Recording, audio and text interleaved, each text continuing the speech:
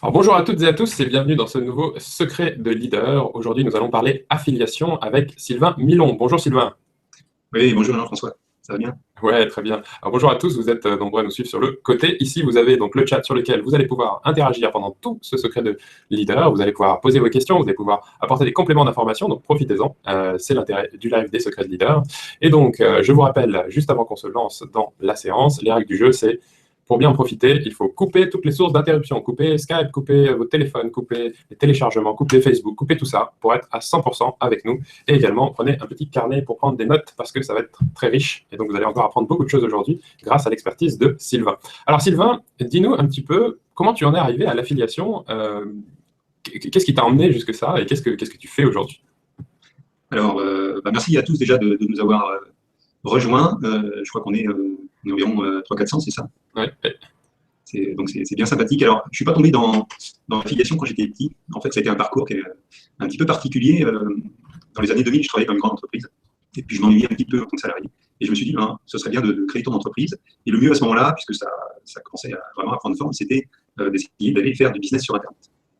Alors, j'ai pas commencé dans l'affiliation, j'ai commencé en essayant de créer, j'ai pas essayé, j'ai créé un moteur de recherche avec des annonces, des liens sponsorisés, comme le faisait Google aux États-Unis. Il faut savoir qu'à cette époque-là, eh bien, Google n'était pas encore implanté en France. Il n'y avait pas la section française de Google. Donc, qu'est-ce que j'ai fait? J'ai créé un petit moteur de recherche.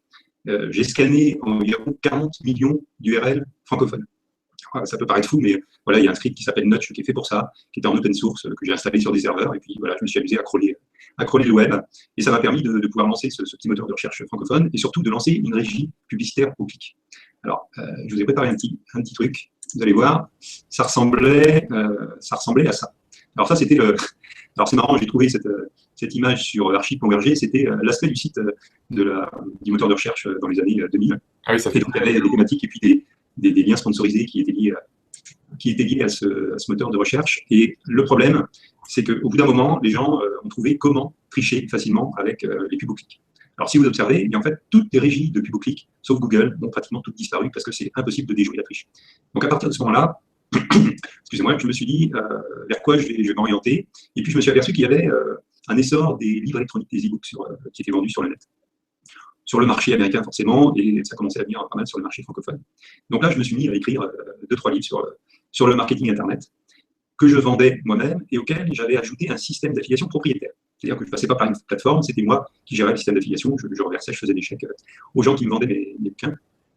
Et au moment où j'ai dû fermer ce moteur de recherche et cette régie au clic, parce que voilà, c'était plus rentable, je me suis dit, qu'est-ce que je vais pouvoir faire à la place? Et naturellement, puisque j'avais déjà commencé à vendre ces livres en affiliation, j'ai regardé ce qui existait en affiliation et j'ai créé la plateforme un TPE pour y mettre déjà les livres que j'avais créés moi-même. Et puis rapidement, comme ça n'existait pas sur le marché francophone, il y a énormément de gens qui avaient écrit des ouvrages, qui avaient acquis plutôt des livres libres de droit, ou avec les droits de revente, qui sont venus les mettre dans le catalogue. Et ça a démarré pratiquement instantanément. Je crois que la première ou la deuxième année, on était déjà rendu à 500 000 euros de chiffre d'affaires. Enfin, voilà, c'était assez fantastique.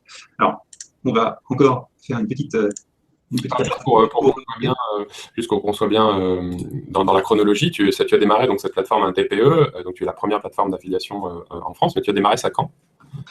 Alors, j'ai dû gérer le moteur de recherche de 2000, un petit peu avant 2000, parce que j'avais créé avant d'être en société jusqu'à 2006 à peu près.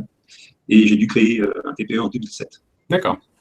Ouais, donc ça te fait une longue expérience et puis tout de suite ça a été, ça répondait à un besoin et du coup tu as permis aux gens de rejoindre finalement ta plateforme et de répondre à leurs besoins. Oui, il y avait deux besoins qui sont apparus. C'est voilà, on a écrit un livre électronique et on ne sait pas comment le vendre ou où aller le mettre en vente. Et deuxièmement, et on trouve ça encore aujourd'hui, on n'a pas forcément les connaissances techniques pour aller installer un bouton PayPal ou un système de vente particulier. Donc avec la plateforme, comme tout est intégré, c'est plus facile. On a juste à créer une page de vente avec un bouton dessus, et puis hop, voilà, on peut mettre son livre en vente. Et puis l'avantage, évidemment, c'est le réseau d'affiliés, puisque au fil du temps, alors ça n'a pas commencé avec 100 000 affiliés, il y en a eu 1000, 2000, 5000, 10 000, je commençais à être super content. Et tous ces affiliés qui venaient s'inscrire prenaient des liens des différents livres qui étaient dans le catalogue et puis commençaient à les vendre. Donc ça, voilà, à la fois les vendeurs étaient contents, à la fois ça développait la plateforme et tout le monde était satisfait. Cool. Alors fais-nous voir, pardon, je t'ai interrompu. Donc ça c'était le Yahoo français ou le Google français en 2000 et ensuite. Oui, alors ça ressemble un petit peu à l'interface Ouais. de Yahoo, puisque c'était le design qui se faisait à ce moment-là. Voilà, c'était tout vert. Alors ça évoluait pas mal entre-temps, je ne vais pas tous vous les montrer. Et ensuite, on a eu le premier design d'un TPE. Mhm. On peut se dire, oula, effectivement, par rapport à ce qui se fait maintenant, c'est un petit peu vieillot. Et puis ensuite, voilà, on arrive à ceci. Alors, bon, c'est pas parfait non plus, mais voilà, ça permet de voir un petit peu l'évolution sur un certain nombre d'années. Donc, c'est assez intéressant. Et puis voilà, puis maintenant, c'est vrai que la plateforme est relativement connue, qu'il y a un grand nombre d'affiliés, il y a un grand nombre de produits, et ça marche fort. Ouais. Alors ça, c'est ton parcours jusque-là. Bon, tu as également créé un nouveau produit dont tu nous parleras à la fin, qui est un TPE Go. Du coup, si tu peux nous dire rapidement de quoi il s'agit, comme ça on a l'historique complet de toutes tes créations, et puis on en parlera plus en détail à la fin. Alors, si je dois te faire l'historique, ou si je dois vous faire, excusez-moi, l'historique de tout ce que j'ai fait comme site, on va y passer la journée. Alors ça, c'est important. Alors, je dis ça en rigolant, mais c'est important parce que souvent, les gens s'arrêtent ou sont freinés par le premier échec. Et si vous saviez le nombre de sites que j'ai créés, de services que j'ai mis en ligne, pour certains qui ont duré une semaine, et d'autres évidemment qui ont perduré, qui sont encore là, et j'ai quelques sites en ligne.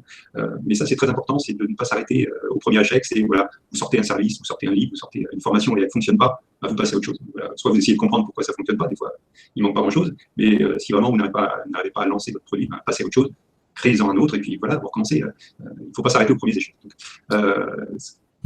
ce qui m'a permis entre-temps d'oublier ta question. Alors, je vais juste rebondir sur ce que tu disais, parce que j'ai exactement écrit ça l'autre jour dans un email. Je parlais de secret de passer à l'action. Effectivement, c'est un des points clés des leaders, c'est qu'ils ne s'arrêtent pas au premier échec, et ils voient l'échec, et ils vont apprendre de cet échec, et ils vont peut-être, on appelle ça dans le monde des startups, pivoter. Ils vont pivoter une partie de leur business pour ensuite retester, jusqu'à ce qu'au bout de quelques fois, ça marche, ou que ça ne marche pas, et qu'ils passent à autre chose, mais tout en ayant appris les choses. Donc ça, c'est très, très important. Merci de le rappeler. Alors, la question, c'était...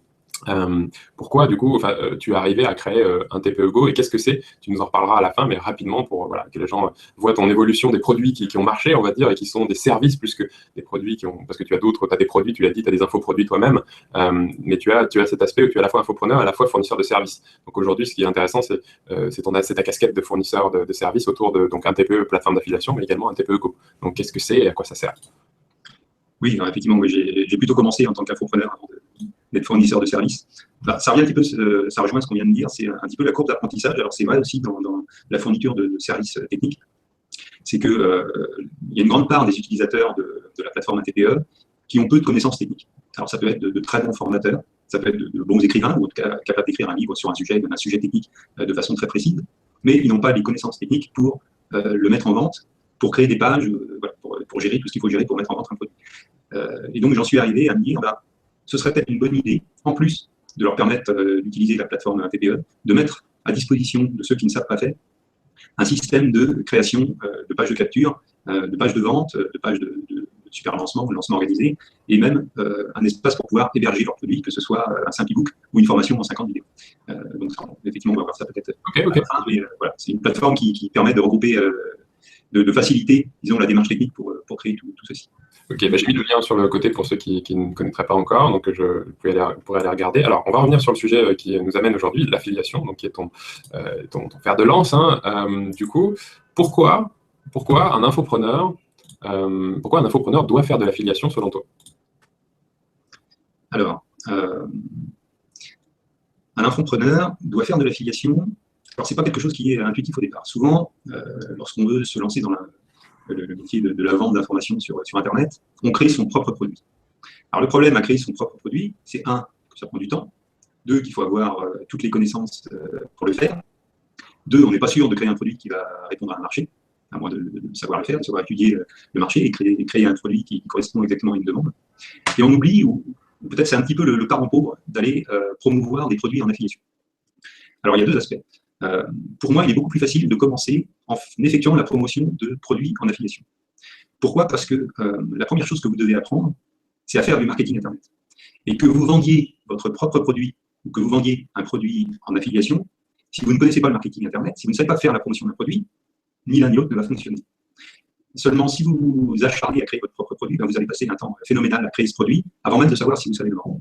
Donc c'est un petit peu, c'est presque une école du marketing. Vous prenez un produit en affiliation qui est dans le même thème que celui que vous voulez créer, par exemple, et puis vous testez vos connaissances, vous apprenez à le vendre, à faire du marketing Internet et à vendre ce produit en affiliation. Alors, ça a plusieurs avantages. C'est un, vous allez apprendre à faire votre propre marketing, quelle cible choisir, comment faire de la publicité, comment acquérir des prospects, et deuxièmement, ça va vous rapporter de l'argent. Et l'avantage supplémentaire, c'est que vous n'allez pas avoir à vous occuper des aspects techniques dont on parlait tout à l'heure, installer un système de paiement, gérer les paiements par PayPal, éventuellement reverser de l'argent à d'autres personnes, puisque ça, c'est déjà tout intégré. Vous vous contentez d'apprendre le marketing, vous touchez l'argent qui correspond aux ventes que vous avez générées, et puis lorsque vous saurez faire ça, lorsque vous saurez générer suffisamment de ventes avec des produits en affiliation, bien là, vous pouvez considérer que vous pouvez créer votre propre produit. Mais souvent, les gens prennent la démarche dans l'autre sens.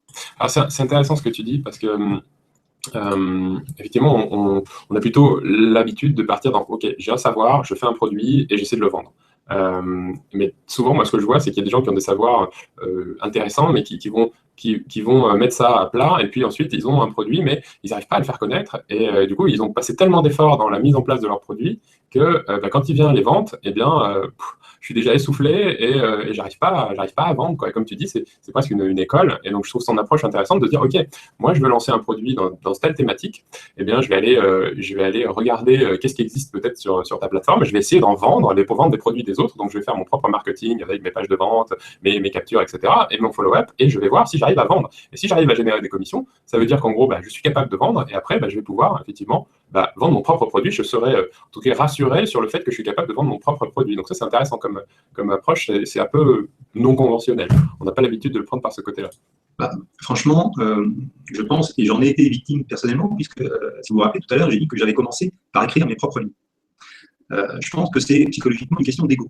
Voilà, on se lance dans l'infoprenariat et on se dit, voilà, moi je vais créer mon propre produit, je vais écrire un livre, je vais mettre mon nom dessus, et puis à la fois tout le monde va me connaître, donc je vais avoir de la reconnaissance, et puis forcément je vais gagner de l'argent.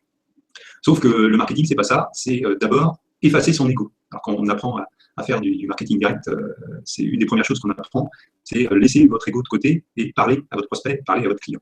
Alors on va faire un petit jeu, je vais poser une question et on va voir si tu vas obtenir la bonne réponse, parce que c'est juste pour montrer que voilà, le marketing, c'est pas quelque chose d'intuitif. On ne doit pas se baser sur ses propres connaissances, mais on doit se baser sur l'analyse du marché ou la réaction des prospects et des clients. Alors d'après toi, lorsqu'on crée une bannière publicitaire, une communication, quelle est la couleur qui aura le plus d'influence, c'est-à-dire qui va avoir le plus d'influence sur le nombre de prospects que tu vas récolter ou le nombre de ventes que tu vas faire? Quelle est la couleur dominante que doit avoir? Ah, intéressant. Alors, je vous propose de faire le jeu avec moi sur le côté. Vous pouvez interagir et poser vos opinions par rapport à ce sujet-là. Juste avant de répondre à ta question, il y a Gabriel qui avait une question sur comment convaincre un affilié lorsqu'on lance un produit qu'on n'a pas de chiffre à présenter. Je t'inviterai à regarder le secret de leader avec Geoffrey Jachimiak, avec qui on a répondu à cette question un peu plus précisément.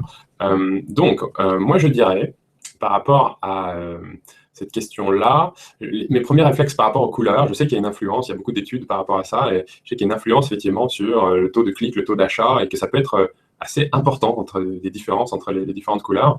Je dirais que naturellement, le rouge est la couleur du danger, donc il vaut mieux éviter, parce qu'on voit le feu rouge, donc on dit on n'y va pas. J'aurais plutôt du coup tendance à dire que le vert est plus rassurant, va mieux cliquer, en tout cas moi j'utilise assez souvent le vert, mais au final, j'irais plutôt dans le jaune-orangé, qui est un peu la logique de la lumière, de l'énergie qui va nous attirer. Alors, je vois dans les retours, on a rouge, jaune, rouge, bleu, orange, rouge et bleu. Alors, finalement. Dans le chat, je crois que le rouge revient assez souvent. Alors, effectivement, depuis un moment, on a vu que le jaune et l'orangé étaient souvent publicités, entre autres pour les bouton d'achat. Alors, je vais vous montrer une infographie. Alors, c'est pas moi qui l'ai fait, c'est une agence qui s'appelle Rocket Fuel. Ça a été publié sur le journal du net. Ils ont fait des statistiques après avoir analysé plus de 38 000 communications, enfin 38 000 bannières publicitaires qui ont été diffusées sur leur réseau. Et donc, le résultat, c'est effectivement à 31%. C'est le fond rouge qui l'emporte. Les publicités qui comportent un arrière-plan rouge sont celles qui obtiennent les meilleurs taux de conversion. Devant l'orange, donc on reste quand même dans des couleurs assez flashy. Le jaune, par contre, le vert, 13%, il va falloir changer ton graphisme. Alors, le bleu, c'est la couleur de l'arrière-plan. Moi, je parlais de la couleur, c'est l'arrière-plan du bouton ou c'est l'arrière-plan de la publicité au global? Au global, c'est la couleur dominante, en fait. D'accord, ok. Donc, c'est assez intéressant. Alors, il y en a d'autres. Ils ont continué l'étude en regardant si il fallait mettre un être humain visible dans la communication ou non. Alors, quand vous avez un homme qui apparaît dans la publicité, bien, vous augmentez, en fait, simplement quand il y a des êtres humains dans votre communication, vous augmentez votre taux de conversion de 4%. Les hommes l'augmentent de 102%, les femmes de 25%. Donc, je suis désolé, hein, ne partez pas du webinaire. Les publicités qui contiennent à la fois des hommes et des femmes obtiennent un résultat inférieur de 15%. Donc, si vous vous adressez, alors après, c'est une question de ciblage peut-être, voilà, si vous vous adressez à un produit dont les clients sont de façon dominante des hommes, ne mettez qu'un homme dans votre communication. Pareil pour les femmes. Après, effectivement, si ça s'adresse à la fois aux hommes et aux femmes, ben, vous allez perdre un petit peu de taux de conversion, mais je pense qu'il vaut mieux mettre les deux pour que l'homme ne se sente pas exclu, ni la femme. Alors, on a un autre, on va terminer avec celui-là, une autre étude qui a porté sur l'emplacement du logo dans la publicité. Alors, comme je te le disais tout à l'heure hors antenne, moi en marketing live, j'ai toujours appris qu'il fallait mettre le visuel plutôt en haut à gauche parce que le visuel attire l'œil. Alors ça, c'est vrai surtout dans les lettres de vente. Et donc, il faut éviter de mettre un visuel qui soit de ce côté-ci ou au milieu parce que l'œil va être attiré immédiatement par le visuel. Et donc, si vous avez une accroche importante qui se trouve au-dessus, elle va devenir invisible. Sauf que dans les bannières publicitaires, dans les publicités qui ont été diffusées sur le net par cette agence, en fait, les communications qui obtiennent le meilleur résultat sont avec le logo de l'entreprise en bas à gauche. Alors ça peut peut-être avoir une explication si le logo n'est pas très volumineux, c'est qu'à cet endroit-là, il passe peut-être un petit peu inaperçu et que la communication de la publicité est plus efficace. Enfin bon, ça c'est une conclusion personnelle. Mais, voilà. Alors c'est intéressant ce que tu dis parce que finalement ce qu'on se rend compte c'est que eh bien, on a des a priori et il y a des études qui montrent ça, mais ce sont des études qui sont aussi globales. Et au final, moi ce que ça me fait dire c'est qu'il faut tester. Il faut prendre des résultats d'études et se dire, OK, c'est contradictoire avec ce que moi je pensais, donc je vais le tester pour voir si ça m'améliore ou pas. Je prends un exemple, il n'y a pas plus tard que la semaine dernière, où je faisais une campagne et je travaille sur l'optimisation de la landing. Et je me dis, ah ouais, j'ai une super idée, ça va transformer à fond. Et donc j'avais changé juste genre 3 mots dans mon accroche tout en haut. Hein, et j'ai multiplié par 2 mes coûts d'acquisition en faisant ça. Donc j'ai fait ça pendant quelques jours, je me suis dit, bon, ben perdu. Donc, je suis revenu à la version de base et j'essaie de faire une nouvelle pour améliorer ça. Donc, ça, c'est vraiment clé et je pense encore plus, quand on est dans ces logiques d'affiliation, on s'en rend encore plus compte parce que parfois, on oublie que l'importance, et on aura un secret de leader sur le copywriting, on oublie l'importance de faire des tests et de bien travailler à la fois ces images, comme tu nous l'as montré, les couleurs. Pour moi, d'ailleurs, je ne sais pas si toi, tu as des best practices par rapport à ça, mais pour moi, d'abord, c'est le texte que tu vas mettre et à la fin, tu vas travailler sur les couleurs. Les couleurs, pour moi, sont des choses qui sont moins importantes que le texte que tu vas donner. Je ne sais pas ce que tu en penses. Oui, alors dans tous les ouvrages, les cours de copywriting, effectivement, la chose la plus importante, c'est l'accroche. Donc le gros texte qui se trouve en haut de votre page de vente, de votre page de capture, de la publicité, si c'est un encart publicitaire, la chose la plus importante, c'est l'accroche. Les gens vont, en quelques dixièmes de seconde, lire votre accroche, et s'ils n'accrochent pas, on va dire comme ça, s'ils n'accrochent pas, voilà, ils ne vont pas lire le reste de la publicité. Alors il y a une comparaison qui est tout le temps faite, c'est celle des articles de journaux. Vous prenez un quotidien, qu'est-ce que vous faites? Vous lisez les gros titres de tous les articles. Vous balayez votre journal et vous vous arrêtez sur celui qui vous a accroché. Les autres, il y a de fortes chances que vous tourniez la page sans jamais lire ces articles dont l'accroche ne vous a pas percuté dès le départ. Donc le plus important, effectivement, c'est l'accroche. Et après, on peut décliner, comme tu disais, faire des tests avec la sous-accroche, avec l'illustration de l'annonce, avec la couleur, qui effectivement peuvent avoir. Alors, quand on regarde les pourcentages que l'on a vu tout à l'heure, on se dit, ouais, 30% de plus, 50% de plus. Oui, mais par rapport à quoi? Si déjà, avec l'accroche, si votre accroche est mauvaise, et que vous avez perdu 70% des gens qui sont arrivés sur la page, ça ne sert à rien d'aller tester la couleur. Il faut d'abord retenir le plus de personnes qui arrivent sur la page avec votre accroche. Et une fois que vous aurez retenu 60%, ça peut être bien sur une squeeze page par exemple, vous avez retenu 60% des personnes qui arrivent sur la squeeze page à lire votre texte et votre proposition. Là, vous pouvez tester la couleur du fond de la squeeze, de la page de capture, pour voir si le nombre de personnes qui va s'inscrire va être supérieur de 10%. Mais globalement, c'est pas, effectivement, comme tu dis, c'est pas ce qui est le plus important. Le plus important, c'est au premier regard de garder la personne sur la page. Et ça se fait en général avec l'accroche supérieure. Alors, tu vois, la discussion qu'on a là est un peu annexe à le sujet affiliation, mais très, très importante. Et comme tu le disais, c'était vraiment, finalement, vous devez apprendre tout ça. Vous devez apprendre à faire du web marketing. Si vous voulez être un infopreneur à succès, il faut apprendre toutes ces choses-là. Une bonne chose pour les apprendre, c'est effectivement de faire des tests, mais c'est aussi de participer à des formations en ligne ou forcément à des séminaires où vous allez apprendre et parfois gagner énormément de temps parce que vous allez appliquer les bonnes pratiques que vont vous donner d'autres personnes. Et là, je me permets de vous faire encore une fois le lien vers le congrès des infopreneurs de Barcelone. Donc, je vous donne le lien. Si vous n'êtes pas encore inscrit, allez-y, vous allez prendre un sacré coup d'accélérateur dans votre formation en web marketing en participant à l'événement. Alors, juste, est-ce que tu pourrais nous dire la différence entre les partenariats spécifiques et les partenariats affiliation qu'on peut avoir sur un TPE? Oui.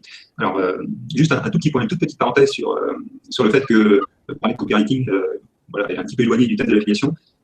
C'est pourtant étroitement lié parce que, à la fois, si vous êtes affilié et que vous faites la promotion d'un produit, du produit d'une autre personne, bah, votre communication va être basée sur votre copywriting, la performance de votre communication va être basée sur votre copywriting, donc le nombre de ventes finalement à la fin que vous avez fait. Et si vous vous placez en tant que vendeur de produits, si vous avez écrit un e-book que vous voulez mettre sur une plateforme, bah, la performance de votre page de vente et donc de votre copywriting va influencer à la fois le nombre de ventes globales de votre produit, mais à la fois aussi la performance que vont obtenir les affiliés qui vont faire la promotion de votre produit. Et si la performance est décevante, forcément, les affiliés vont abandonner la promotion de votre produit, même si le produit en lui-même est excellent. Et j'ai encore oublié ta question suivante. Ça, c'était une des best practices, effectivement. Il faut bien penser à ça. L'emballage et on va dire l'accompagnant du produit est aussi important, si ce n'est plus important que le produit en lui-même. En fait, la question, c'était la différence entre partenariat spécifique et affiliation type plateforme. Alors, c'est la question de savoir si on a envie. C'est à la fois la question de savoir si on a envie de prendre en charge tout un côté administratif, finalement, qui n'est pas forcément productif, et de savoir comment et avec qui on veut travailler. Alors, si tu as déjà un produit performant, que tu le vends déjà, tu peux faire un partenariat spécifique avec un gros affilié, avec quelqu'un qui a une grosse visibilité dans ce domaine-là. On va parler du yoga. Quelqu'un qui a une grosse visibilité dans le yoga, tu le contactes et puis tu lui demandes s'il veut être partenaire avec toi pour vendre ton livre ou ton cours sur le yoga. Vous passez un accord, vous définissez une rémunération, la personne fait la promotion, elle fait des ventes et puis voilà, tu lui reverses son livre. Si tu fais ça avec 2, 3, 4 personnes, c'est gérable. Si tu veux vendre ton produit en affiliation et gérer toi-même l'affiliation avec 50 partenaires différents, là, tu vas avoir une grosse partie de gestion administrative, de reversement aux affiliés, de fiscalité, de TVA, etc., que tu vas devoir gérer toi-même. Donc, à ce moment-là, il vaut mieux passer par une plateforme. Elle va prendre son pourcentage, mais le pourcentage, il va être justifié par le travail qui est fait, et la plateforme va se charger de tout ce travail administratif qui ne va rien apporter. À la limite, il vaut mieux que tu passes ce temps administratif à te concentrer sur les ventes et la promotion des produits ou à aider tes affiliés à mieux vendre que de rédiger 200 chèques à la main. Voilà. Donc, si tu fais un partenariat spécifique avec un ou deux gros affiliés, là, tu peux le faire en direct, c'est gérable. Si tu veux avoir plein d'affiliés qui font la promotion de ton produit, il vaut mieux sous-traiter à une plateforme d'affiliation. D'accord. Parce que c'était bien le sens de ta question. Ok, je vois. Comment on peut, finalement, imaginons, donc on est un infopreneur, on a nos propres produits. Comment on fait pour accélérer finalement ses ventes ou son chiffre d'affaires grâce à l'affiliation?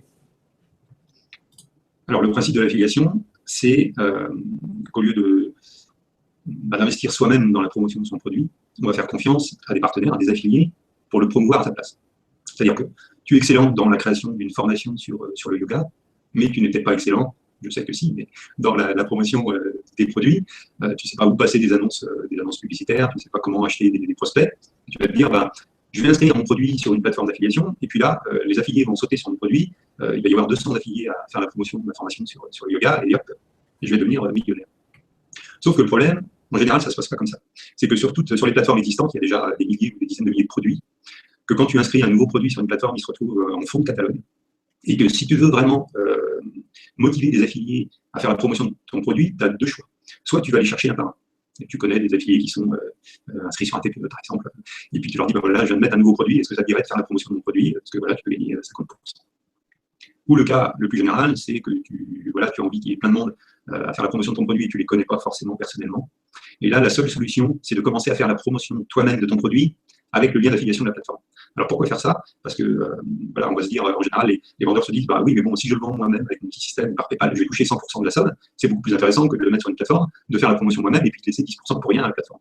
Sauf que c'est primordial, parce qu'en faisant ça, tu vas générer des ventes de ton produit, de ta formation sur le yoga, que ta formation, elle va monter dans le catalogue, c'est-à-dire qu'elle va être mieux classée, il va y avoir un nombre de ventes qui va s'afficher, il va y avoir un nombre d'affiliés qui vont éventuellement commencer à vendre ton produit, et ça va créer une émulation. C'est-à-dire que les affiliés qui sont inscrits sur la plateforme, qui vont voir cette formation sur le yoga, qui monte dans les scores, qui est de plus en plus vendue, qui a un nombre d'affiliés qui augmente toutes les semaines, il y en a un plus de plus, ou 10 de plus suivant la promotion qui est faite, et bien vont s'intéresser. Alors c'est un petit peu comme les moutons, il y en a un qui commence à partir dans un sens, souvent les affiliés, alors c'est pas péjoratif, mais c'est simplement humain, c'est que voilà, il y a beaucoup de produits, vous ne savez pas forcément lequel choisir, et c'est tout à fait humain de choisir les produits qui se vendent le mieux. Donc quand tu fais monter ton produit dans les scores, forcément, il y a beaucoup plus d'affiliés qui s'y intéressent, qui commencent à en faire la promotion, et ça fait boule de neige, puisque plus il y en a qui font la promotion, plus le produit monte dans les scores, plus d'affiliés s'y intéressent, et voilà, et c'est parti. Et c'est la logique des marketplaces, hein. On a la même chose quand on vend des bouquins sur Amazon ou ailleurs. Finalement, eh bien, la marketplace, ça marche. Vous pouvez avoir un très fort réseau de distribution, mais ça ne marche pas tout seul. C'est un mythe qu'on arrive, j'arrive avec mon produit, hop, je le mets sur la plateforme, tout le monde va le vendre du jour au lendemain. Et donc, merci d'avoir fait sauter ce mythe en disant que oui, il faut montrer un peu patte blanche, c'est-à-dire il faut montrer que ça se vend et que ça se vend bien pour que les autres affiliés qui cherchent sur la plateforme des produits à promouvoir, eh bien, trouvent ça et se disent « Ah, ça, c'est un produit qui se vend bien, donc je vais en faire la promotion pour moi aussi gagner de l'argent avec ce produit. » Donc ça, c'est un des mythes qu'on a bien souvent dans toutes les marketplaces, c'est pas spécifique à l'affiliation. C'est que, bah oui, la marketplace, c'est justement une marketplace. C'est comme si vous arriviez dans un marché dehors, là, où il y a 15 000 exposants, et bah, si vous êtes perdu au fin fond dans un coin, et bah, personne ne va passer devant, personne ne va le voir, et donc ça, il faut faire attention à ça. Donc merci pour ce partage. C'est souvent beaucoup plus visible effectivement sur Amazon. Lorsque quelqu'un d'un petit peu connu, ou en tout cas qui a une liste un petit peu importante, écrit un nouveau livre et le met en vente sur Amazon, tout de suite il va écrire sa liste en disant voilà, vous pouvez l'acheter même à un prix réduit pour l'instant à 1 euro ou 90 centimes. Allez acheter mon produit sur Amazon. En plus, si vous le faites, éventuellement, je vous donne un cadeau. Et en avouant franchement que c'est pour le faire monter dans les stats d'Amazon. C'est un petit peu moins vrai pour les plateformes d'affiliation. C'est assez rare de voir un nouvel affilié. Alors, il y en a qui le font, qui contactent les affiliés un par un, ou ceux qui sont déjà pour un autre produit en disant « Yahoo, je viens de sortir un nouveau produit, venez vite en faire la promotion, je vous mets la com à 70%. » Et voilà, c'est un petit peu moins intuitif que sur Amazon, où ça se fait beaucoup plus facilement. Mais c'est vraiment comme ça qu'on doit s'y prendre si on veut faire monter son produit dans le catalogue et générer plein de ventes avec de nombreux affiliés. Alors ça, c'est une des dimensions pour accélérer finalement son développement, c'est d'avoir des distributeurs. Parce qu'on est dans l'infoprenariat, on a un produit, bon, certes il est numérique, c'est pas un produit physique comme un stylo, mais ce qui est, je trouve, assez troublant dans l'infoprenariat parfois, c'est que les gens oublient cette dimension de la distribution. C'est-à-dire qu'ils ont l'impression qu'il suffit de mettre son site sur Internet et hop, ça va être la magie et ça va se vendre tout seul. Et c'est pas que l'infoprenariat, d'ailleurs, c'est le web en général. Les gens ont ce mythe dans la tête que je mets sur Internet, ça y est, il y a des millions de gens sur Internet, donc ça va marcher. Alors que quand on vend des produits physiques comme un stylo, quelqu'un qui est dans ce business-là, il se dit mais il faut que mon stylo il soit distribué, il faut qu'il soit vendu dans les grandes surfaces, il faut qu'il soit vendu chez le pluraliste, il faut qu'il soit vendu en ligne. Et donc finalement, ce que tu dis, c'est que eh bien, l'affiliation, c'est créer son réseau de distribution en réalité, et un réseau de distribution qui en plus est sans risque, entre guillemets, parce que vous ne rémunérez les gens que quand ils font des ventes. Contrairement à d'autres méthodes publicitaires, vous devez faire de l'affichage publicitaire sans aucune garantie de vente finalement. Il y a un parallèle qui est intéressant que tu viens de faire, c'est avec les buralistes. Tu sors un nouveau magazine, qu'est-ce que tu vas faire? Tu ne vas pas aller voir 3-4 buralistes dans ta ville en disant voilà, je viens de sortir un nouveau magazine, je vous en mets 15 exemplaires et puis on va bien voir si ça se vend. Tu passes par un intermédiaire, on va dire que l'intermédiaire, on va le comparer à une plateforme d'affiliation. Il y a les nouvelles presse la presse parisienne, je ne sais plus exactement comment ça s'appelle, qui charge de distribuer des quantités, des palettes une quantité phénoménale, des palettes entières de ton magazine dans tous les buralistes de France ou presque. Et là, forcément, tu vas avoir un réseau de distribution qui est déjà en place, des clients qui fréquentent le magasin, et puis ton magazine va se vendre plus ou moins, mais va se vendre. Alors que sans ce réseau de distribution, tu seras obligé de courir après les bureaux de tabac un par un pour leur placer ton magazine. C'est clair. Alors ça, c'est une des dimensions, la distribution. Mais en préparant ce secret de leader, tu m'as parlé d'une autre dimension qui est, cette fois, du coup, on devient vendeur de produits. C'est-à-dire qu'on a nos propres produits, mais on vend les autres. De quoi il s'agit? Excuse-moi, j'ai pas bien compris. Alors, en fait, il y a une méthode qui est de vendre son produit avec des distributeurs, mais quand on vend son produit, on a toute une séquence en général, et on peut également vendre d'autres produits pour augmenter sa valeur par prospect, finalement. Oui, d'accord. Oui, effectivement, il y a deux positionnements possibles. Enfin, il y a deux utilisations possibles de l'affiliation. Les deux qui sont les plus intuitives, c'est effectivement, je crée mon produit, je le mets sur une plateforme, je fais en sorte que les affiliés le vendent, et je touche des commissions. La seconde, c'est je prends un produit sur une plateforme d'affiliation, un produit sur le yoga, j'en fais de la promotion à fond, et puis voilà, je touche le nombre de commissions que je dois toucher. Mais en général, ce n'est pas suffisant. Enfin, il y a des gens qui sont très peu et qui touchent des milliers. Il y en a même un qui a touché pendant quelques années pratiquement 10 ou 15 000 euros par mois de revenus d'affiliation. Mais lorsqu'on débute, ce n'est pas vraiment de cette façon-là qu'il faut s'y prendre, ou en tout cas, il ne faut pas s'arrêter là. L'affiliation, c'est quelque chose qui est… faire la promotion de produits en affiliation, c'est quelque chose qui est extrêmement intéressant pour augmenter son chiffre d'affaires. Alors, soit que l'on vend son propre produit, ça permet également d'augmenter, de faire plus de chiffres avec des produits en affiliation, soit on ne vend pas son propre produit, on peut se faire une entreprise virtuelle sur le net, simplement en faisant la promotion de produits d'affiliation. Alors, comment ça se passe? Eh bien, si tu as déjà un produit en vente, ton propre produit, on va commencer par le fait que tu aies ton propre produit, tu as un produit sur le yoga, dans ta séquence, c'est-à-dire qu'en général, pour faire la promotion d'un produit sur Internet, on commence par capturer l'email du prospect avec une squeeze page, une page de capture. On enregistre ce prospect dans un autorépondeur, et là, on lui envoie une séquence d'emails à 2, 3, 4, 10 jours. Bon, je vous conseille, plus le temps passe, d'éloigner un petit peu la période à laquelle vous envoyez vos messages pour ne pas fatiguer vos prospects. Donc, vous envoyez des messages qui correspondent à la promotion de votre propre produit, et puis, voilà, vous en vendez. Au bout d'un moment, vous avez épuisé votre liste, tous ceux qui devaient acheter, ils vont acheter, et souvent, il y a beaucoup de personnes qui, à ce moment-là, s'arrêtent. La seule chose qu'ils font, c'est augmenter le nombre de prospects qui rentrent dans leur séquence en disant, plus j'augmente le nombre de prospects qui vont rentrer dans ma séquence, plus je vais faire de chiffres. Et il y a une manière qui est beaucoup plus simple de rentabiliser les prospects que vous avez déjà rentrés dans votre séquence. Alors, c'est encore plus vrai lorsque l'on achète des prospects. Depuis un certain temps, on voit la promotion est faite de l'achat de leads, donc l'achat de prospects auprès d'intermédiaires. On va payer entre 35 centimes et 2 euros. Si vous le payez 2 euros, vous avez vraiment intérêt à rentabiliser, à vendre le plus de produits possible. Et souvent, simplement en vendant son propre produit, ou si vous en avez créé plusieurs, en vendant 2, 3 produits que l'on a créés, après, c'est bien dur de créer 50 produits, soit vous êtes rentable, soit vous êtes à la limite de la rentabilité, mais vous pouvez faire beaucoup mieux. Alors, vous pouvez faire beaucoup mieux comment? En mettant dans votre séquence des produits en affiliation. Il n'y a que des produits sur le yoga, il y en a sur les plateformes, il y en a sur un TPE. Il y a des produits qui sont complémentaires à des produits sur le yoga, il y a des produits sur le pilate ou des produits d'amaigrissement, tout dépend du besoin des personnes qui sont inscrites pour apprendre le yoga. Tu peux compléter ta séquence sur le yoga avec X produits dont tu vas faire la promotion dans ta séquence après avoir épuisé la promotion de ton propre produit. Et comme ça te permet bien de générer. Alors, là, tu t'en fiches de laisser une commission à la personne qui a créé le produit ou à la plateforme d'affiliation. Tous les produits que tu vas mettre en complément dans ta séquence sont des produits qui vont te rapporter de l'argent. Donc, que tu n'aies que 50% de commission dessus ou que tu aies laissé 10% ou 7% de commission à la plateforme d'affiliation, ça n'a strictement aucune importance. Ce qu'il faut voir, c'est les commissions que ça va générer derrière. Et si tu mets comme ça 10, 15, alors je connais une personne qui met 80 produits à la queue leu dans ta séquence, ça te permet de continuer à écrire aux gens qui restent inscrits dans ta séquence d'email pendant parfois 1 an et demi, 2 ans, et de continuer pendant 2 ans à faire des ventes. Alors, il ne faut pas croire que ça va fatiguer les gens de recevoir des offres, déjà parce que les gens ont envie de... Ça, c'est un mythe aussi voilà, dont il faut parler. Il ne faut pas hésiter à faire des séquences longues, parce que si les gens restent inscrits sur ta liste, c'est qu'ils ont envie d'obtenir des communications de ta part. C'est que la façon dont tu vas leur présenter les produits que tu vas vendre en affiliation, ils vont être contents de pouvoir te lire, de lire l'histoire, si tu fais du storytelling que tu vas mettre avec. Voilà, c'est pas parce que tu vas mettre une séquence longue qui va durer 2 ans avec 80 produits que les gens vont se désinscrire de ta liste. Ceux qui vont rester pendant 1 an, ça va vraiment être des clients fidèles, des gens qui vont avoir confiance en toi, qui vont te suivre. Donc ça, c'est une stratégie très importante, c'est d'intégrer, lorsqu'on vend son propre produit, d'autres produits en affiliation dans sa séquence. Et évidemment, en parallèle, on peut faire exactement la même chose en vendant des produits en affiliation. Si tu commences à apprendre sur une plateforme, un produit en affiliation qui parle de yoga, ça va être encore plus important de mettre d'autres produits en affiliation derrière parce que ta marge va être moins importante que sur ton propre produit. Ton propre produit, tu vas toucher 100% des ventes.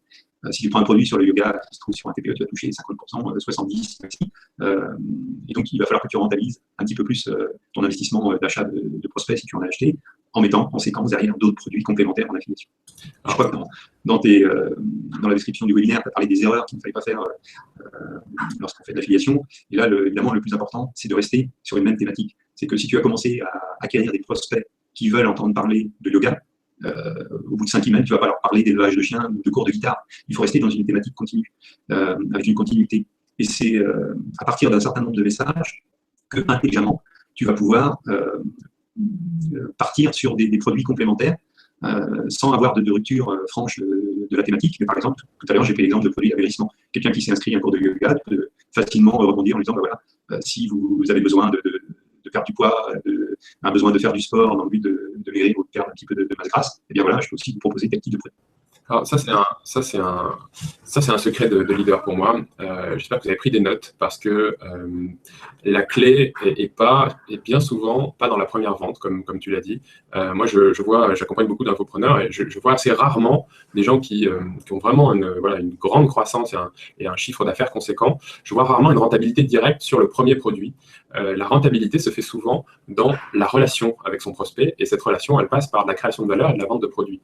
Donc ce qu'il a dit là est vraiment clé et vraiment trop souvent cette erreur de se dire ok je vends mon produit et je m'arrête là, elle est fatale en réalité parce que aujourd'hui si vous êtes en plus dans des logiques de croissance par acquisition de leads, ce que moi je recommande fortement si vous voulez vraiment en faire une activité qui est florissante, eh bien vous ne pouvez pas rentabiliser ça, ou c'est très rare de rentabiliser ça au premier coup. Et je parlais avec un un partenaire de mon mastermind Facebook qui me disait bah moi, je considère qu'en gros, je fais une vente blanche sur mes produits. C'est-à-dire qu'une vente blanche, c'est-à-dire qu'il achète des prospects, il les rentabilise avec son produit, et derrière, il fait de la marge en vendant les produits des autres. Et donc, sa rémunération à lui, elle démarre à partir du moment où il vend les produits des autres. Donc, ce que tu as donné, Sylvain, là, est vraiment une des clés et vraiment un des plus grands secrets de leader pour moi aujourd'hui, c'est penser relation, penser long terme, penser valeur par prospect, et l'affiliation est effectivement un des moyens ensuite je dirais, de développer son chiffre d'affaires de cette manière-là. Moi, je crois que sur notre activité yoga, on fait autant d'argent sur nos produits que sur les produits des affiliés. C'est 50-50. Donc, si on enlève 50% de notre chiffre d'affaires, on passe à côté d'une croissance importante. Donc, merci Sylvain d'avoir révélé ce secret-là. Je vais partager un petit secret d'alcôve, puisqu'on est entre nous, il n'y a presque personne à nous écouter. Depuis un certain temps, alors que, sans prétention aucune, je veux dire que j'ai la capacité de créer un produit, j'en ai déjà créé plusieurs, il y a un produit qui m'a intéressé, qui est un produit de quelqu'un que l'on connaît tous les deux, qui s'appelle Ken Bessa, qui a écrit un livre qui s'appelle Le Guide des astucieux. Alors c'est un produit qui est bien sympathique parce que la clientèle est relativement large. Ça s'adresse à une clientèle qui est relativement large, c'est un livre pour faire des économies. Vous pouvez aller chercher sur la plateforme d'ailleurs, TPE. Bonjour Michael, si tu nous écoutes. Et donc j'ai pris le guide de Michael et j'ai fait de l'acquisition de leads avec. Alors, je ne suis pas allé de ma mort, j'ai acquis à peu près 400 000 leads de cette manière-là. Donc 400 000 leads sur un produit sur lequel j'ai une com de 25 €, il me semble, voilà, à peu près, forcément, c'est pas rentable. Derrière, j'ai, je crois pour l'instant, environ une trentaine de produits divers dont je fais la promotion sur ma liste, la liste sur laquelle j'ai acquis ces leads payants. Et c'est effectivement au bout d'un certain nombre de produits que c'est rentable. Ça ne peut pas être rentable sur un produit à ce prix-là en achetant des leads. Et c'est effectivement quelque chose qui n'est pas là non plus intuitif lorsqu'on fait la promotion de son produit, même une formation assez chère. Je crois qu'il y a des gens qui créent des formations qui sont vendues, on va dire, entre 300 et 900 €, peut-être plus, et qui se disent, voilà, je vais acheter des leads, je vais faire la promotion de ma formation, et à la fin, je vais être rentable. Bah, pas forcément. En fait, ça peut, comme tu disais, même avec une formation chère, suivant la cible dans laquelle on se trouve, ça peut permettre, en général, ça permet de rentabiliser l'acquisition de prospects, mais pas forcément de gagner beaucoup d'argent. Et c'est derrière, avec les produits complémentaires que l'on va mettre, avec les relances que l'on va faire sur cette base de prospects que l'on a acquis, parce que vous ne les payez qu'une fois. Une fois que tu as acquis 100 prospects dans ta liste, ils sont à toi. Donc toutes les relances, tous les produits que tu vas vendre derrière, toutes les années suivantes durant lesquelles tu vas leur proposer d'autres produits, eh bien, ce sera un bénéfice direct dans ta poche. Et ça, c'est une notion extrêmement importante qu'il faut vraiment assimiler. C'est ne pas essayer. Alors, même si on est rentable, ne pas se contenter d'essayer d'être rentable uniquement avec un seul produit, mais mettre toute une séquence à la suite pour générer, comme tu disais, beaucoup plus de chiffre d'affaires.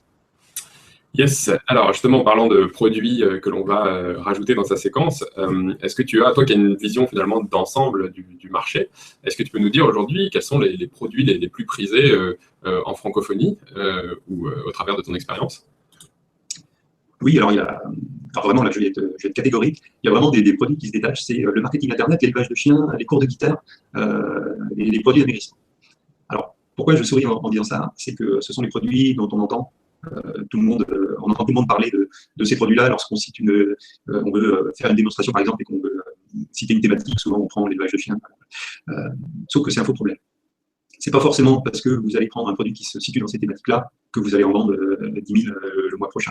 Tout dépend, comme on l'a vu précédemment, du marketing que vous allez en faire.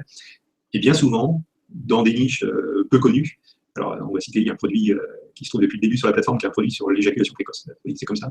Et la personne en vend pour 1 500, parfois 2 000 € par mois, grâce aux affiliés. C'est un livre qui vaut une dizaine d'euros, enfin 20 ou 30 €, je ne sais plus.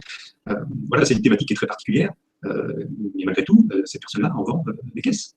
Il y a eu un moment un produit sur les acouphènes. C'est pareil, c'est extrêmement ciblé. Et la personne qui avait créé ce produit a vu les affiliés s'intéresser à son produit, s'intéresser à cette thématique particulière et vendre énormément de son produit sur les acouphènes. Il n'y a pas de réponse type. Si on veut... alors, je vais nuancer, je vais même préciser que le fait de s'intéresser à des produits qu'on considère comme des niches qui sont extrêmement rentables ne l'est pas forcément, parce que simplement sur toutes ces niches de marketing Internet, d'élevage de chiens, de cours de guitare et d'amaigrissement, il y en a sûrement d'autres, il y a énormément de concurrence, parce que ce sont les premiers produits sur lesquels on se jette. Alors c'est un petit peu moins vrai sur le marketing Internet, parce qu'il y a une énorme demande sur les produits, comment monter son entreprise, comment gagner de l'argent. Mais sur les autres, on se trouve confronté à énormément d'annonces concurrentes, entre autres dans les liens sponsorisés, et c'est beaucoup plus difficile que de prendre un produit sur les acouphènes, sur lequel je pense, je n'ai pas vérifié avant le webinaire, mais je pense qu'il n'y a pas beaucoup d'annonces qui sont passées pour ce produit-là, et donc le taux de transformation va être bien plus élevé. Alors, Merci pour cet éclairage. Et effectivement, on revient toujours à ça. Apprenez à faire du web marketing parce que c'est pas parce que vous êtes sur une niche que vous pouvez pas faire beaucoup d'argent. Je me rappelle de Lorenzo qui racontait que son premier e-book, qui était sur une niche, voilà, des voix off, il avait fait plus de 50 000 euros sur des comédiens voix off. Donc, comédiens voix off, c'est pas non plus tout le monde qui. Mais c'était tellement spécifique et tellement bien vendu, marketé, que, eh bien, il a fait un gros carton avec ça. Donc, merci de nous rappeler ça. Alors, selon toi, si tu devais donner les ingrédients du succès pour sa stratégie d'affiliation, qu'est-ce que tu donnerais? Alors, en temps, c'est une petite aparté que j'avais envie de faire, ça rejoint ta question.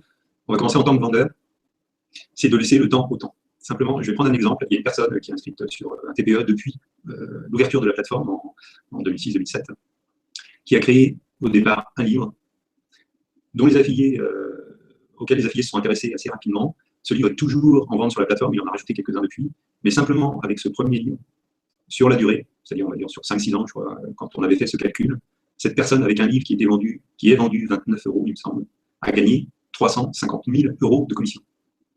Alors, pourquoi je dis ça? C'est que souvent, on veut faire un coup, on veut faire un lancement organisé et dit, je vais prendre 20, 30 000, 50 000 euros d'un coup. Bon, c'est bien, super, voilà, tu as fait de la trésorerie. Sauf qu'à la fois, miser sur une stratégie de long terme, même avec un produit, alors c'est encore plus vrai avec des produits à des prix supérieurs, mais miser sur une stratégie de long terme, faire des ventes en continu, mois après mois, tous les jours, ça peut représenter des montants extrêmement conséquents au bout de quelques années. Donc ça, c'est produit secret. Et d'ailleurs, c'est vrai pour les entreprises aussi. En général, les entreprises, lorsqu'on crée une entreprise et qu'on se contente d'avoir une vue à très court terme en se disant je vais aller sur ce marché-là, il y a plein de produits à faire, je vais prendre là, hop, tout de suite dans 2 ans, et qu'après, il n'y a plus aucun avenir pour ton entreprise, c'est mort, voilà, tu peux pas retourner aussi. Alors que si tu as une vision globale sur 10 ans en disant voilà, je vais créer un produit qui ne va pas forcément être rentable, c'est d'ailleurs la vision d'Amazon depuis le départ, c'est voilà, j'investis tellement dans la communication, dans le développement de ma plateforme que voilà, je ne suis pas rentable, je suis même déficitaire de millions de dollars, mais au bout du compte, voilà, je suis leader et maintenant quand je commence à faire des bénéfices, c'est phénoménal. Donc c'est d'avoir déjà une vision, de mettre en place une stratégie à long terme. Ensuite, le deuxième secret qui tombe de bon sens, c'est éviter de faire la promotion de produits qui sont complètement dépareillés, c'est-à-dire que souvent les affiliés débutants prennent X produits sur la plateforme qui n'ont rien à voir. On va prendre des exemples classiques, on va prendre un produit sur comment gagner de l'argent, un produit sur l'élevage de chiens, un produit sur l'amaigrissement. Ils mettent tout ça sur leur blog, ils mettent des bannières sur le côté. Ils ont 200 visiteurs, 300 visiteurs par semaine, et puis ils m'écrivent en disant bah, l'affiliation ça marche pas, je vends rien. Et oui, mon gars, tu vends rien, c'est normal, parce que les visiteurs qui viennent sur ton blog qui est lié au jardinage, bah, ils ne sont pas forcément intéressés par un produit d'agressement, ils n'ont pas de chien et ils ne veulent pas forcément faire de l'argent sur le net. Donc le mieux, c'est de prendre un produit sur le jardinage pour tous, ou comment réussir à faire pousser ses carottes en 2 jours, et ça va forcément être lié à la thématique, au thème d'intérêt des personnes qui fréquentent ton blog, et là, tu as beaucoup plus de chances de leur vendre des produits. Alors, là, on va rebondir sur quelque chose qui est extrêmement important. Tout de suite, je viens de dire, voilà, les entrepreneurs, les infopreneurs débutants prennent des produits, prennent des bannières lorsqu'elles sont disponibles, ce qui n'est pas toujours le cas, et mettent une bannière publicitaire d'un produit en affiliation sur leur blog ou sur leur site ou essayent de la coller sur les réseaux sociaux. C'est même pas du tout la bonne stratégie. Ce que l'on doit commencer par faire, c'est attirer des prospects sur une thématique. Donc, on crée un blog sur le jardinage. Sur ce blog, eh bien, on met un formulaire de capture. C'est-à-dire qu'on va capturer l'email et le prénom éventuellement de la plus grande partie possible des gens qui viennent visiter le blog. Alors en général, c'est en leur offrant un produit gratuit ou en leur promettant des informations envoyées par mail. Alors pour ceux qui ne maîtrisent pas, qui ne savent pas comment créer un e-book et le mettre gratuitement à disposition, vous pouvez très bien créer une séquence, c'est-à-dire des emails dans votre autorépondeur qui donnent des conseils en les envoyant par email. Vous pouvez très bien faire une séquence de 10 emails qui partent tous les 2 jours ou toutes les semaines, dans lesquels vous parlez de jardinage à votre audience, sans avoir à les envoyer sur un livre que vous avez écrit. C'est beaucoup plus facile à faire, c'est d'ailleurs tout aussi efficace souvent. Et ensuite, une fois que vous avez acquis ces prospects dans votre autorépondeur, eh bien, ils sont à vous, façon de parler, vous les avez à disposition pour pouvoir communiquer avec eux. Donc là, vous allez pouvoir leur envoyer des offres, des promotions sur des produits en affiliation qui vont vous rapporter des commissions qui sont liées au jardinage. Et comme on le disait tout à l'heure, eh bien, vous faites ça avec plusieurs produits qui sont liés au jardinage, pourquoi pas à la santé naturelle, au bien-être. Vous pouvez finalement arriver à dériver sur le yoga. Mais voilà, ce qui est le plus important, c'est de capturer les emails de vos prospects de façon à les avoir à disposition et pouvoir leur écrire et leur proposer plusieurs produits, ce qui va rentabiliser beaucoup plus votre promotion que de mettre juste une bannière sur laquelle les gens vont cliquer ou ne pas cliquer. Et de toute façon, tous ceux qui n'ont pas cliqué, vous ne les reverrez jamais et vous ne pouvez pas les recontacter. Donc, très important, capturer, mettre en place un système d'autorépondeur et capturer l'email de vos prospects. Oui, alors je rebondis là-dessus. Effectivement, on a vu ça avec, avec Sébastien Gourier de SJ Autorépondeur. C'est un peu la colonne vertébrale du business d'un infopreneur. Donc, effectivement, ça marche également dans l'affiliation. Merci pour le récap très simple de comment effectivement se lancer par rapport à ça, hein, plutôt que de mettre effectivement une bannière qui ne marchera absolument pas. Pensez à la collecte avant tout. Donc ça, merci beaucoup. Il y a une question qui dit à Sylvain, du coup, faut-il faire autant de pages de blog que de produits d'affiliation? À mon sens, la réponse est oui, mais je vais te laisser peut-être développer. D'ailleurs, c'est peut-être aussi pour ça que tu as développé un service, un TPE Go, qui permet rapidement de faire tout ça, j'imagine. Alors, la réponse, bien sûr, est oui. J'irai même plus loin. C'est qu'à moins que les produits soient vraiment complémentaires, je dirais qu'il faut créer un blog par thématique. Effectivement, multiplier les thématiques avec des articles. Alors, un article sur l'élevage de chiens, un article sur l'amaigrissement, sur le même blog. À moins d'être très doué pour faire ça, d'avoir un blog d'informations sur lequel les gens viennent chercher de l'information dans diverses thématiques, c'est pas forcément une super idée. Il vaut mieux créer un blog sur l'amaigrissement, un blog sur l'élevage de chiens, et se contenter de faire dans chaque liste, puisqu'on aura pris le soin de bien acquérir les prospects qui passent sur notre blog, de les mettre dans une liste d'autorépondeurs, et bien de leur faire la promotion de produits qui sont liés exactement à cette thématique avant de déborder sur une autre thématique. Et effectivement, depuis peu, ce qui était un petit peu la conséquence logique de créer des services pour les infopreneurs, qui est la plateforme un TPE, je me suis aperçu rapidement enfin rapidement, pas si rapidement que ça a quand même pris plusieurs années avant que je crée cette extension, que beaucoup de gens ne maîtrisent pas. Ou en tout cas, je fais une petite parenthèse en disant que les gens maîtrisent de moins en moins la technique, pour une raison très simple, c'est que la technique a énormément évolué, qu'il y a quelques années, avec un logiciel de fabrication de pages tel Dreamweaver ou d'autres choses gratuites, on créait une page simple, on mettait du texte, on mettait 2-3 couleurs, une image, et puis on avait créé un site. Maintenant, il faut jouer avec le CSS, avec des choses beaucoup plus compliquées, avec maintenant le responsive pour les mobiles, etc., et que ça devient un travail de véritable professionnel, et que même les gens qui sont baignés là-dedans, comme moi depuis longtemps, des fois, ils perdent un petit peu pied. Et donc, je me suis dit, ben voilà, les gens qui veulent mettre en vente leurs produits, faire la promotion de produits en affiliation, ne savent pas forcément, ne maîtrisent pas forcément la technique, ne savent pas forcément comment faire une page de capture indispensable, ou même simplement comment mettre un formulaire sur leur blog. Donc, j'ai créé un service qui va leur permettre de faire tout ça de façon relativement simple, c'est-à-dire d'avoir à leur disposition des modèles de pages de capture, dans lesquels il y a juste à renseigner du texte comme dans Word, de mettre à leur disposition différents modèles de pages, donc ça va de la page de capture à la page de vente, à la page de lancement organisé, et en même temps un espace de stockage dans lequel on peut déposer simplement un e-book. Voilà, vous avez créé un e-book, vous le mettez dans l'espace de stockage. Il y a un système automatique qui crée un accès sécurisé pour les clients. Donc ça aussi, vous n'avez pas besoin de vous occuper de la délivrance de l'e-book au client. Dès qu'il a effectué son achat, c'est fait automatiquement. Jusqu'à l'hébergement d'une formation, 50 vidéos, même, il n'y a aucun souci. Et donc cette plateforme est étroitement liée, qui s'appelle un TPE Go. Alors, je vais même vous montrer la page d'accueil. Donc, cette plateforme qui s'appelle pour ceux qui veulent voir. Un TPE Go, voilà, c'est un tpego.com. Donc, elle me permet à la fois de créer des pages de capture. Alors, j'ai fait une capture d'écran, voilà, là, il y a des modèles de pages que j'ai mis en ligne, un petit peu plus. Il y a des modèles de pages, là, ce sont des modèles de pages de capture, parce que vous voyez qu'il y a un formulaire qui est préétabli dans la page. Il y a même des pages avec, comment ça s'appelle? Vous savez, vous cliquez sur le bouton d'abord et vous avez le formulaire qui apparaît par-dessus. Je ne sais plus quel nom ça a. Voilà, ceux qui l'ont déjà croisé vont les reconnaître. Et donc, il y a des modèles de pages comme ça pour tous les types de pages différents, c'est-à-dire page de capture, page de vente, page de lancement avec des vidéos ou non. Et ensuite, voilà, là, c'est la page d'une formation. Alors, on peut changer la couleur du fond, on peut mettre ici un bandeau, on peut créer X modules qui apparaissent sur ce côté-là avec le contenu de sa formation. Là, c'est une formation vidéo. Quand on clique sur les vidéos, ça affiche la vidéo en grand, etc. Donc, tout ça, c'est fait en quelques clics de souris à l'aide de cette plateforme un TPE Go. Et l'avantage, c'est que c'est étroitement lié à la plateforme un TPE. Et donc, lorsque vous créez un produit dans la plateforme un TPE Go avec toute l'aide qui vous est apportée, le produit va être automatiquement inséré dans un TPE. Le bouton d'achat est automatiquement placé sur la page de vente.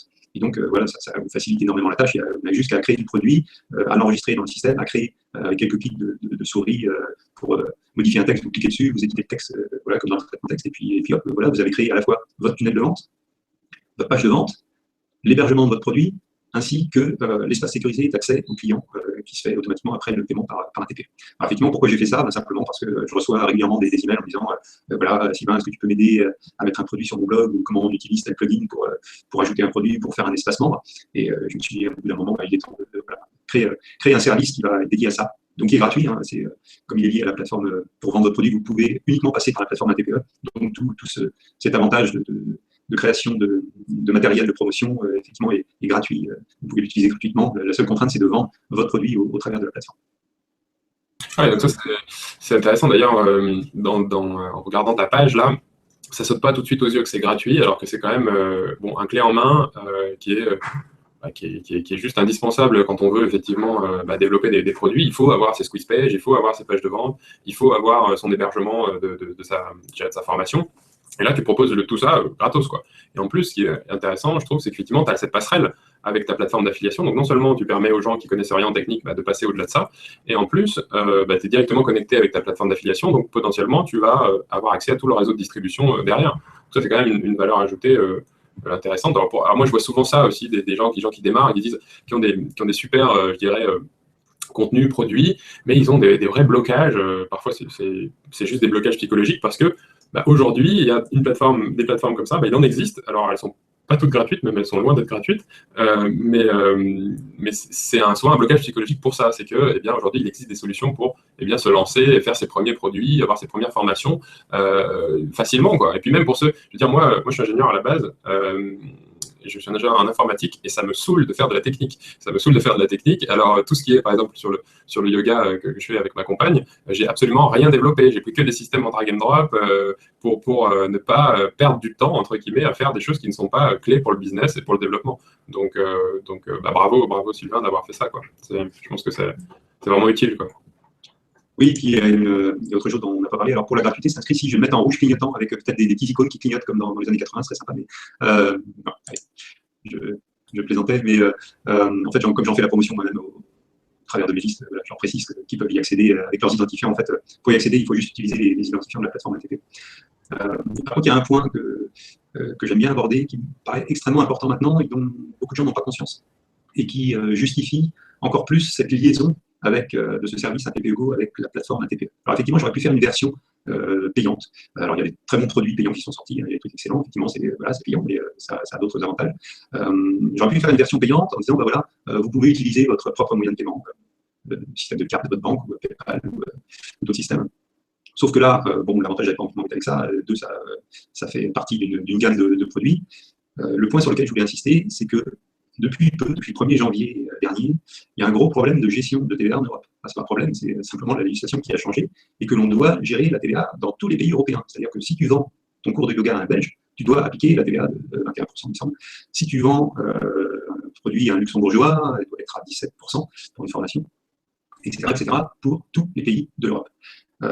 Si tu vends ton produit toi-même, eh bien, tu vas être obligé déjà de ne pas faire la bêtise de mettre simplement un bouton PayPal et de laisser PayPal faire, c'est-à-dire que tu récoltes l'argent sur ton compte, mais tu ne sais même pas qui t'achète, parce qu'il y a certains comptes qui sont anonymes, tu ne sais même pas trop dans quel pays sont les gens qui t'ont acheté ton produit, et surtout, en amont, tu n'as pas pu appliquer la TVA qui correspond. Si tu vends ton produit 200 €, tu vas facturer à tous les coups 200 €, que ce soit un Canadien pour lequel il n'y a pas de TVA applicable, que ce soit un Français pour lequel tu dois avoir une TVA 20, ou pour un Belge pour lequel tu dois avoir une TVA 21. Donc, ça te demande, même si tu veux simplifier ton process en mettant juste un bouton PayPal, ça te demande de toute façon de mettre une procédure en amont dans laquelle tu vas récolter les coordonnées exactes de ton client, enfin ton prospect, il n'est pas encore client, dans lequel tu vas pouvoir évaluer dans quel pays et à quel statut, sous quel statut tu vas devoir lui vendre. Donc, s'il est professionnel, par exemple, il sera exonéré, et suivant dans quel pays il sera, tu dois appliquer le bon taux de TVA. Et ça, c'est quelque chose qui est devenu extrêmement compliqué pour tous les infopreneurs. Et ce qu'il faut savoir, c'est que ça s'applique également aux auto-entrepreneurs. Alors, il y a une grosse polémique là-dessus, mais j'ai eu la confirmation du service des impôts. En fait, le seul problème, c'est que les auto-entrepreneurs, leur statut ça ne va pas me venir, si tu l'as sous la main, du fait qu'ils ne doivent pas appliquer la TVA, je ne sais plus comment ça s'appelle. Ils sont hors taxe, ils bossent en hors taxe, les auto-entrepreneurs, enfin jusqu'à présent en tout cas. Oui, on va dire ça comme ça. Une franchise de TVA, ça s'applique en France en fait. Voilà, ce sont des professionnels, ils ont le droit, de part de leur statut, de ne pas facturer la TVA, sauf que ça n'existe pas forcément dans les autres pays européens, et que l'Europe n'a pas voulu entendre parler de cette exception-là. Donc du moment que l'on est professionnel et que l'on vend dans un autre pays d'Europe, on doit facturer la TVA. Donc même si on est auto-entrepreneur et qu'on vend à un Belge, on doit lui facturer la TVA à 21%. Alors, on va se dire, allez, je fais un petit script devant, je récupère les coordonnées, je mets le bon taux de TVA, c'est pas si compliqué que ça. Sauf que derrière, il y a encore un autre truc qui est encore bien plus compliqué, c'est qu'il faut aller s'inscrire sur le site des impôts, sur un système qui s'appelle le mini-guichet, et qui permet tous les trimestres de récapituler tous les montants de TVA pays par pays qui ont été facturés et de les déclarer sur ce mini-guichet et de verser les sommes qui correspondent. Sauf que l'inscription sur le guichet ne se fait pas automatiquement, il faut demander l'autorisation d'y être. Enfin bon, tout ça pour dire que c'est quand même un côté administratif, fiscal, qui est extrêmement, qui devient de plus en plus compliqué. Et quand on passe par une plateforme, bah, tout ça c'est pris en charge. Alors on peut se dire, bon, c'est pas pour le volume que je vends, moi je fais 100, voilà, je facture tout à 20, je facture pas si je suis auto-entrepreneur. Sauf qu'en cas de contrôle, c'est dommage, si on ne gagne pas énormément bien sa vie, qu'on se fait quelques milliers, hein, voilà, en général, un auto-entrepreneur, s'il fait 3 000 € par mois, il est déjà content parce que c'est pratiquement que de la marge. Donc c'est déjà, voilà, ça peut être intéressant, donc 4 000. C'est dommage de se prendre un contrôle fiscal et qu'on va être sur 3 ans une TVA à une vingtaine de pourcents qui va vous manger une grande partie de ce qui vous reste. Donc je pense que c'est un risque qui est important à prendre en compte et c'est pour ça qu'en passant par un TPE Go, ben là tout est intégré avec un TPE qui prend de toute façon à la base en charge toute cette problématique fiscale. Et pour donner un petit coup de pied aux concurrents, c'est pas forcément pris en charge par d'autres plateformes qui permettent américaines, on va dire, de créer facilement ces pages qui n'en ont rien à faire de la fiscalité française puisque ils sont pas concernés, enfin ou européenne. Ouais. Oui, c'est vrai on en entend assez peu parler, mais c'est un vrai casse-tête. Hein. J'en parlais avec mon expert comptable, elle m'a dit attention, là, ça va être. Parce que quand on est infopreneur, on a l'avantage de pouvoir toucher tous les marchés francophones. Donc on vend aussi bien en France que Canada, que Suisse, que Belgique, que Luxembourg, que Afrique, bref, on vend partout. Et ça, effectivement, c'est un vrai casse-tête. Et des fois, voilà, 3 ventes qu'on a fait à l'étranger, on va passer 1 heure à faire des trucs qui sont pour être dans la légalité. Donc c'est clair que c'est un vrai sujet. C'est un vrai sujet. Donc bon, après, c'est clair qu'il faut coder pour arriver à ça. Mais quand on démarre au départ, ou même quand on n'a pas envie de s'emmerder, entre guillemets, eh bien, vaut mieux passer par des systèmes intégrés qui gèrent ça pour nous, parce que finalement, bah, on est content, on a fait des ventes à l'étranger, on a fait du chiffre d'affaires, mais si on passe tout notre temps à refaire tout ça et à être au carré en comptabilité, il ne faut pas sous-estimer ça, en fait. C'est-à-dire que souvent, on sous-estime le poids administratif qui est lié à avoir une activité qui fonctionne, quoi. Et effectivement, auto-entrepreneur, bah, comme tu l'as dit, c'est qu'en France, le hors TVA. Et du coup, bah, si tu vends à l'étranger, eh ben, tu rentres dans le même bordel. Et finalement, être auto-entrepreneur, est-ce que c'est vraiment la bonne structure pour démarrer un business? Je ne suis pas sûr aujourd'hui. J'ai eu beaucoup de discussions avec beaucoup de gens là-dessus. Et la plupart me disent que, et puis en plus avec les réformes du statut, vaut mieux démarrer en SASU qu'en auto-entrepreneur. Alors, bah, tout dépend de ce que tu veux faire en fait. Alors là, on va dire Sylvain, il fait la promo de sa plateforme, oui, mais c'est pas la seule. Voilà, vous allez ailleurs aussi. Mais l'intérêt d'être, enfin plutôt la situation dans laquelle on a le plus intérêt d'être auto-entrepreneur, c'est quand on fait la promotion de produits en affiliation, parce qu'on touche que des commissions. C'est simple, bah, c'est toujours la même chose. Si tu commences à vendre ton propre produit, ça devient plus compliqué parce que tu ne peux pas déduire tes charges, voilà, tu as tous les problèmes de TVA, de fiscalité, etc. Mais si tu te contentes de faire la promotion, d'être un très bon marketeur Internet et de faire la promotion de produits en affiliation, finalement, tout chiffre que tu vas générer avec ton activité d'auto-entrepreneur, ça va être que du bénéfice. Sauf les charges sociales minimales qu'il y a, mais voilà, c'est les seuls frais que tu vas avoir, c'est les charges sociales qui vont tomber, et tout le reste, c'est direct dans la poche. Donc c'est un statut qui, pour faire ça, quand même relativement simple. Ok. Alors, on arrive au terme de ce secret de leader qui était passionnant. Alors, vous avez encore quelques minutes pour nous faire part de vos feedbacks, de vos retours en live dans le chat sur le côté. Donc, n'hésitez pas.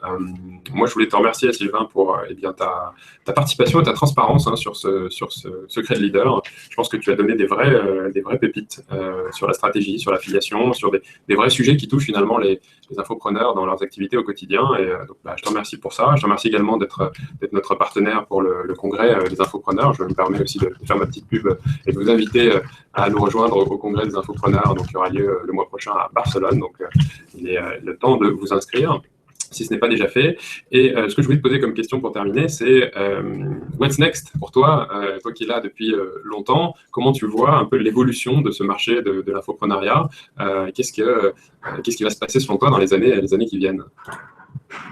Alors, en écoutant ta question, je me suis dit que j'ai fait une bêtise. Là, je fais une grosse bêtise.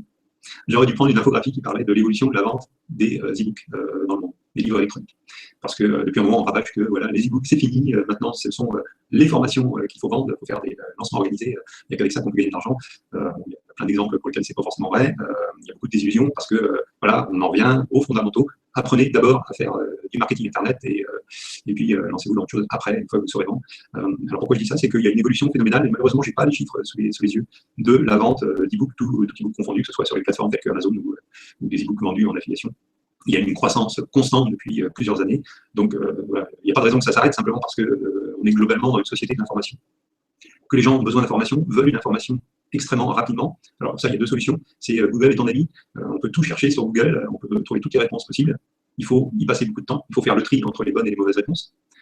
Ou la solution beaucoup plus rapide et efficace, c'est d'acquérir un livre sur comment empêcher mon chien de faire pipi partout dans mon appartement. Et là, vous aurez des gens qui ont déjà planché sur le sujet, qui ont trouvé les solutions que vous devez adopter pour arriver au meilleur résultat, et que pour une vingtaine d'euros, tout de suite, vous allez avoir la solution, plutôt que de passer 3 jours à chercher les bonnes informations sur Google. Donc c'est vrai pour les UI électroniques, mais c'est aussi vrai pour les formations. Alors les MOOC, les formations gratuites des universités se développent aussi énormément. Il y a énormément de sites d'information, de blogs qui donnent des formations payantes ou gratuites. Et les gens sont...